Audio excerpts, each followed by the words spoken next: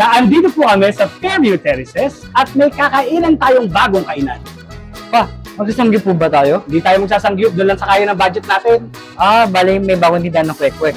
Hindi kwek-kwek, Kim Ram yun. Gusto mo ba yun? Tara, gusto ko po. Ako si Atong Redillas. At ako naman po si Atong Junior. Tara, Atong Alamin.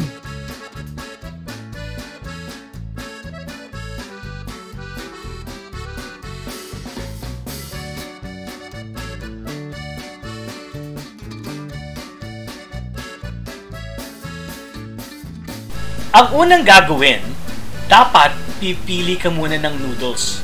Kung pang soup ba, o kung gusto mo yung dry parang pansit canton. Ang pinili ko po ay yung cheese na parang pansit canton. Ako naman ang pinili ko cheese din. Pero yung pang soup, kasi alam niyo na, matagal na akong walang soup. Pagkatapos kumuha ng tray, dumiretso na kami doon sa counter kung saan maglalagay ka at pipili ka ng toppings.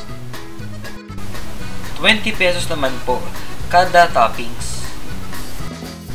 Next stop, dito na kami. Dito sa automatic na naglalagay ng mainit na tubig. Within 5 minutes, matatapos na siya. Ako naman po, since parang pansit canton po sa akin, kailangan ko po muna i-stream yung tubig.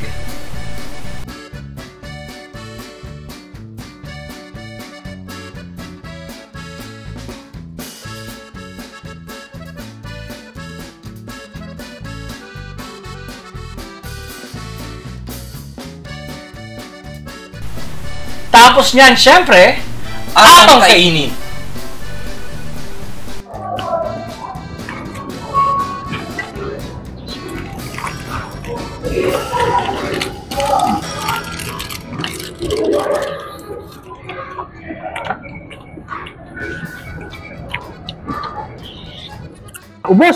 Ubos naman. Ubos ba yung sa'yo? Opo. Ubos naman ng... So, ibig sabihin, masarap. Ayoko lang masyadong uminom ng soup kasi na masyadong maalat siya eh. Matanda na tayo, hindi na tayo pwede. Ikaw, nag-enjoy ka ba? Opo, masaya naman po yung experience dito. Pati yung pagkain ng noodles. Sarap naman. Anong pinakagusto mo dyan? Yung sa mga nilagay mo? Yung keso nga po eh. Yung keso, masarap. Mali ako. Sana mas maraming keso yung nilagay. Pero masarap din yung isa, yung parang yung roll na may cheese. Opo, yung parang crab na. Yan. So far, sa halagang halos 600 yung bill, tag 300 kami.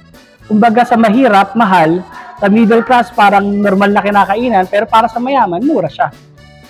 Kaso nga, doon kami sa mahirap, so medyo mahal siya para sa amin. Pero nag-enjoy ka ba? Nag-enjoy naman po. Ano yung pinakagusto mong part? Yung pagkain na syempre. Hindi, ako gusto ko yung syempre niluluto-luto pa yung ganong arte. O yun. So kung okay naman, parang bagong experience lang.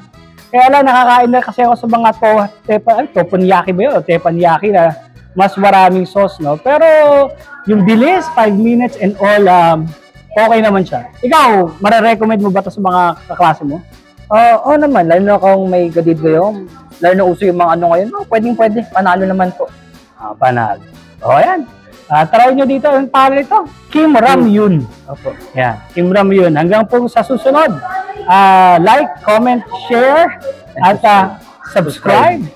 Oo, at yun, baka gusto nyo kaming ilibre. At kumain pa kami sa ibang lugar, gusto nyo mag-sponsor, message nyo lang kami. Diyan na po nagtatapos. Atong Alamin.